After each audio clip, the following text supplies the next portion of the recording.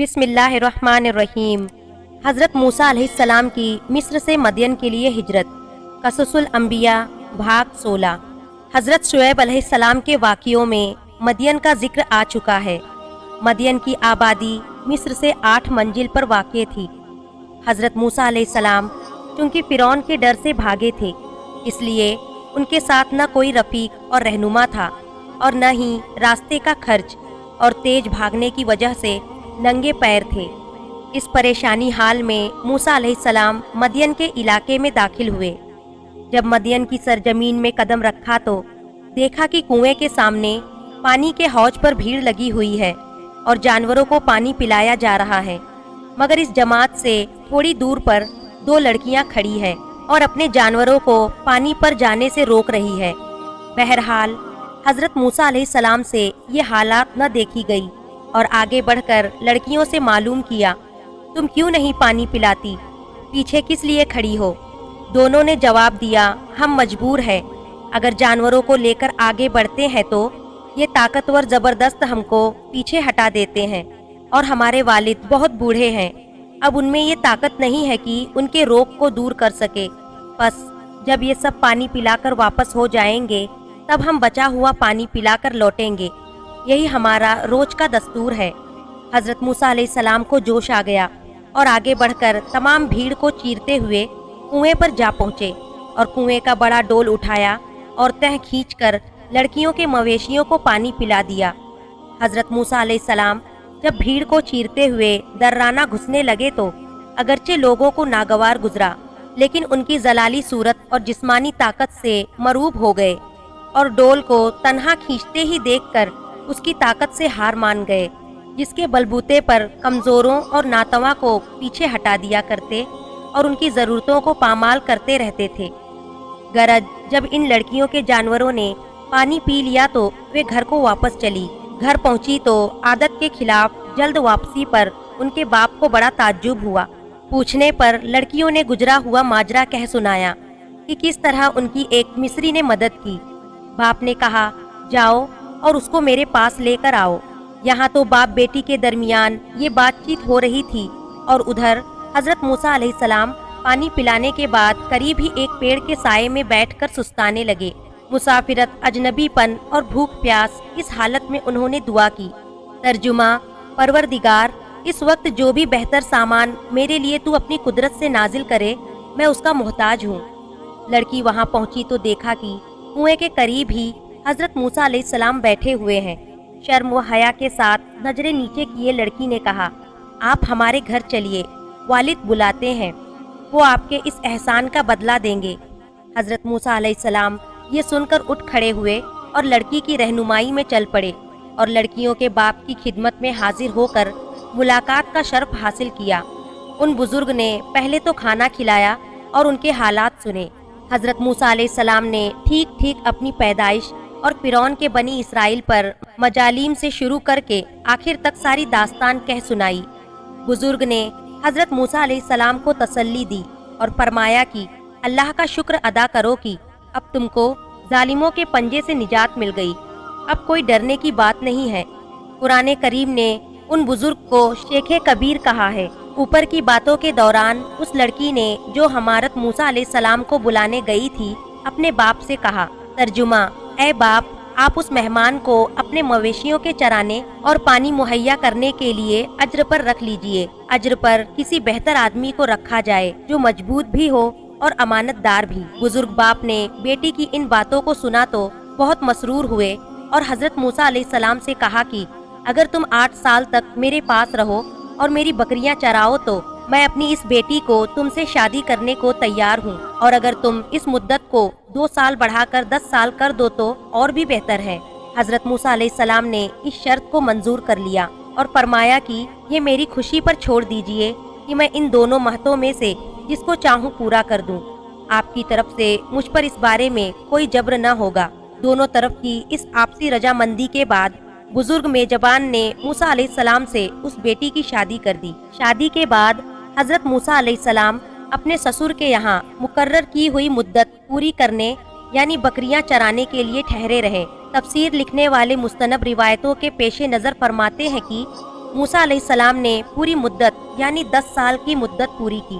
قرآن مجید نے یہ نہیں بتایا کہ مدت پوری ہونے کے کس قدر بعد تک موسیٰ علیہ السلام اپنے سسر کے پاس ٹھہرے تھے۔ بہرحال حضرت موسیٰ علیہ السلام نے مدین میں ایک مہلت تک قیام کیا اور اس پوری مدت میں آپ سسر کے مویشیوں کی دیکھ بھال کرتے رہے۔ اس بیچ ایک بار حضرت موسیٰ علیہ السلام اپنے گھر والوں سمیت بکریاں چراتے چراتے مدین سے بہت دور نکل گئے۔ جانوروں کے چرنے چرانے کا کام کرنے والے قبیلوں کے لیے یہ بات تعجب کی نہ تھی، مگر رات ٹھنڈی تھی، اس لیے سردی آگ کی کھوج کے لیے مجبور کر رہی تھی۔ سامنے سینا پہاڑ کا سلسلہ نظر آ رہا تھا۔ یہ سینا کا پوروی کونا تھا اور مدین ایک دن کے فاصلے پر لال ساگر کی 2 شاخاؤں کے درمیان مصر جاتے ہوئے واقع تھا۔ حضرت موسیٰ علیہ السلام نے سامنے کی گھاٹی ایمن کی گھاٹی میں نگاہ دوڑائی تو ایک شعلہ چمکتا ہوا نظر پڑا۔ بیوی سے کہا کہ تم یہیں ٹھہرو، میں آگ لے آؤں، تاپنے کا بھی انتظام ہو جائے گا، اور اگر وہاں کو رہبر مل گیا تو بھٹکی ہوئی راہ کا بھی پتہ لگ جائے گا۔ ترجمہ: پھر موسیٰ علیہ السلام نے اپنی بیوی سے کہا، تم یہاں ٹھہرو، میں نے آگ دیکھی ہے، شاید اس میں سے کوئی چنگاری تمہارے لیے لا سکوں یا وہاں الاؤ پر کسی رہبر کو پا سکوں۔ حضرت موسیٰ علیہ السلام نے دیکھا کہ عجب آگ ہے، پیڑ پر روشنی نظر آتی ہے مگر نہ پیڑ کو جلاتی ہے نہ گل ہی ہوتی ہے۔ یہ سوچتے ہوئے آگے بڑھے۔ جیوں جیوں آگے بڑھتے جاتے تھے آگ اور دور ہوتی جاتی تھی۔ یہ دیکھ کر موسیٰ علیہ السلام کو ڈر سا پیدا ہوا اور انہوں نے ارادہ کیا کہ واپس ہو جائے۔ جیوں ہی وہ پلٹنے لگے آگ قریب آ گئی اور قریب ہوئے تو سنا کہ ایک آواز آ رہی ہے۔ ترجمہ: اے موسیٰ، میں ہوں اللہ، پروردگار دنیاؤں کا۔ ترجمہ: پس جب موسیٰ علیہ السلام اس آگ کے قریب آئے تو پکارے گئے، اے موسیٰ، میں ہوں تیرا پروردگار، بس اپنی جوتی اتار دے، تو طوا کی مقدس وادی میں کھڑا ہے، اور دیکھ میں نے تجھ کو اپنی رسالت کے لیے چن لیا ہے، بس جو کچھ وحی کی جاتی ہے اسے کان لگا کر سن۔ حضرت موسیٰ علیہ السلام نے جب اللہ کی اس آواز کو سنا اور ان کو یہ معلوم ہوا کہ آج ان کے نصیب میں وہ دولت آ گئی ہے جو انسانی شرافت کی امتیازی شان اور اللہ کی محبت کا آخری نشان ہے، تو پھولے نہ سمائے۔ آخر پھر اسی طرف سے شروعات ہوئی اور پوچھا گیا۔ ترجمہ: موسیٰ، تیرے داہنے ہاتھ میں یہ کیا ہے؟ حالانکہ اللہ رب العزت بہتر علم رکھنے والا ہے۔ موسیٰ علیہ السلام نے جواب دیا۔ ترجمہ: یہ میری لاٹھی ہے، اس پر بکریاں چراتے وقت سہارا لیا کرتا ہوں اور اپنی بکریوں کے لیے پتے جھاڑ لیتا ہوں۔ اب اللہ تعالیٰ نے ارشاد فرمایا۔ ترجمہ: موسیٰ، اپنی اس لاٹھی کو زمین پر ڈال دو، اور موسیٰ علیہ السلام نے اس ارشاد کی تعمیل کی۔ ترجمہ: موسیٰ علیہ السلام نے لاٹھی کو زمین پر ڈال دیا، پس ایک وہ اجگر بن کر دوڑنے لگا۔ حضرت موسیٰ علیہ السلام نے جب حیرت میں ڈال دینے والا یہ واقعہ دیکھا تو گھبرا گئے اور بشر ہونے کے تقاضے کا اثر لے کر بھاگنے لگے۔ پیٹ پھیرتے ہی کی آواز آئی۔ ترجمہ: اللہ تعالیٰ نے فرمایا، موسیٰ، اس کو پکڑ لو، خوف نہ کھاؤ، ہم اس کو اس کی اصل حالت پر لوٹا دیں گے۔ حضرت موسیٰ علیہ السلام کی لکڑی 2 شاخہ تھی، اب وہی 2 شاخہ اجگر منہ نظر آ رہا تھا۔ سخت پریشان تھے، مگر اللہ کی قربت نے طمانینت و سکون کی حالت پیدا کر دی اور انہوں نے بے خوف ہو کر اس کے منہ پر ہاتھ ڈال دیا۔ اس عمل کے ساتھ ہی فوراً وہ 2 شاخہ پھر لاٹھی بن گئی۔ اب موسیٰ علیہ السلام کو دوبارہ پکارا گیا اور حکم ہوا کہ اپنے ہاتھ گریبان کے اندر لے جا کر بغل سے مس کیجئے اور پھر دیکھیے مرض سے پاک بے داغ چمکتا ہوا نکلے گا۔ ترجمہ: اور ملا دے اپنے ہاتھ کو اپنی بال کے ساتھ، نکل آئے گا وہ روشن بغیر کسی مرض کے۔ یہ دوسری نشانی ہے۔ موسیٰ، یہ ہماری اور سے تمہاری نبوت و رسالت کے 2 بڑے نشان ہیں۔ یہ سچائی کے تمہارے پیغام اور حق کی دلیلوں کی زبردست تائید کریں گے۔ پس جس طرح ہم نے تم کو نبوت و رسالت سے نوازا، اسی طرح تم کو یہ 2 عظیم الشان نشان معجزے بھی عطا کیے۔ ترجمہ: تاکہ ہم تجھ کو اپنی بڑی نشانیوں کا مشاہدہ کرا دے۔ ترجمہ: بس تیرے پروردگار کی اور سے فرعون اس کی جماعت کے مقابلے میں تیرے لیے یہ 2 برہان ہیں۔ بے شک وہ فرعون اور اس کی جماعت نافرمان قوم ہے۔ اب جاؤ، فرعون اور اس کی قوم کو ہدایت کی راہ دکھاؤ۔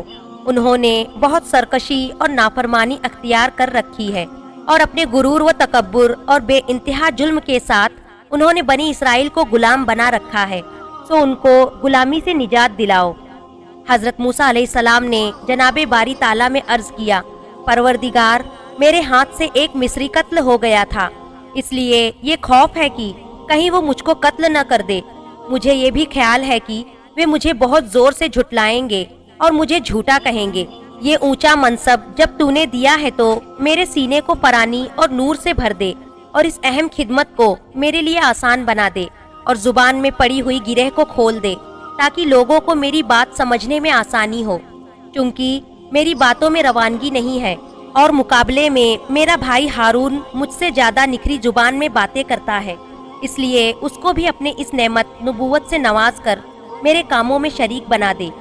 اللہ تعالیٰ نے حضرت موسیٰ علیہ السلام کو اطمینان دلایا کہ تم ہمارا پیغام لے کر ضرور جاؤ اور ان کو حق کا راستہ دکھاؤ، وہ تمہارا کچھ بھی نہیں بگاڑ سکتے، ہماری مدد تمہارے ساتھ ہے، اور جو نشان ہم نے تم کو دیے ہیں وہ تمہاری کامیابی کی وجہ ہوں گے، اور نتیجے کے طور پر تم ہی غالب رہو گے۔ ہم تمہاری درخواست منظور کرتے ہیں اور تمہارے بھائی ہارون کو بھی تمہارا شریک کار بناتے ہیں۔ دیکھو، تم دونوں فرعون اور اس کی قوم کو جب ہمارے صحیح راستے کی اور بلاؤ تو اس پیغام حق میں نرمی اور مٹھاس کے ساتھ پیش آنا۔